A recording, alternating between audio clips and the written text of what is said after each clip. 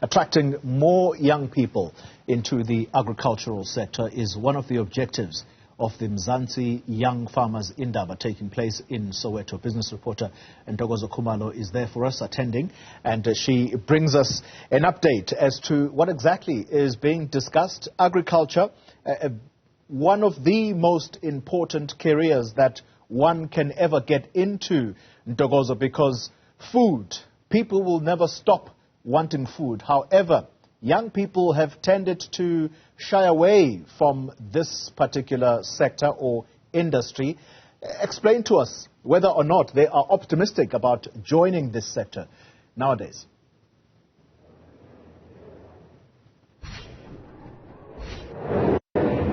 Good morning, Xoli. Well, indeed, that is the point of this Indaba, to really pick up the appetite for young people to get into the agricultural sector. Of course, we've had industry leaders say that there is the risk of the sector actually going extinct in the next generation if not more young people are drawn in. But to give us a little bit more insight into that, I am now joined by Mankodi Moete, who is the CEO at the Ntokozo Trust. Thank you so much for talking to us.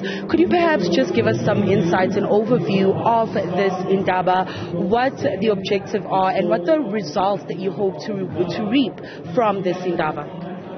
Thank you so much, and good morning to everyone. We are really excited as Ntokozo Trust. We are partnering with organizations, a number of organizations that are here today who are really interested to say, let's get the young people talking about agriculture. These young people that are here today are actually on the ground. Most of them are primary farmers, and we are interested to say farming is not an easy profession, but we do believe that it's important that young people take up farming in a serious way. But we do know most of us don't have a good background of farming. Farming these days is very technical. Farming is very expensive. The very same challenges that older farmers are facing, the young people are even facing them more. So we think, one, if we create this platform where they can build the social system for themselves, know who is in the value chain and how do they engage them to access the resources that they need. Now, speaking of those headwinds, the agricultural sector, of course, faces various headwinds that are watering down growth. What kind of conversations will you be having over the next 2 days to really dig into those headwinds and get young people prepared to be able to tackle them? First of all, one of the things that we have found as Ntokozo Trust is that technical support is very important. Knowing where to find technical support. And these are the conversations that we are going to have with them. We're going to talk to them about financing.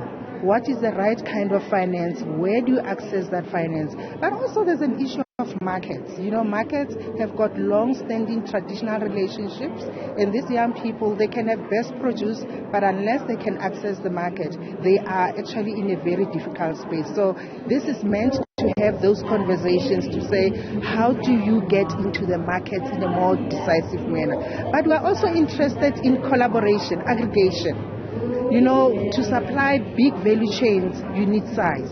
So if I've got a small farm, how do I get to that size? And we think amongst themselves, they are really a force to be reckoned with if they can partner and collaborate. But you know, collaboration is not easy. It takes relationship building. That is why we have plus minus 600 of them here. Hopefully they'll live here with very strong relationships. Now, young people, you know, we've heard that some analysts are saying it's a bit alarmist to say the agricultural sector will go extinct if we don't get young people, because we all do need food at the end of the day. And as you said, we're going to have about 600 plus young people at this Indaba. Could you tell us about the segments of the sector that young people are going into, but where also opportunities do lie that we need more young people to enter? That's a very good question. What we have found is that there is a huge congestion around primary farming, digging the ground, putting a seed and producing. But there is more, and there are some here who are in livestock, horticulture, trees, crops, but we are wanting them to say, there's an upward value chain. What about the distribution? Who transports your food? Where are those food saved? The seed you plant, who's producing them? So can we get some of them diversifying and going into those areas? Those are big, big opportunities, and some are very, very good in terms of lucrative business. Most of us will ask ourselves, we've been talking about during COVID, we didn't have fertilizers. So can't some of them diversify and go into fertilizers and producing those fertilizers? So we are asking the young people to say, look at a broader value chain across and vertical and see where else can you plug yourself.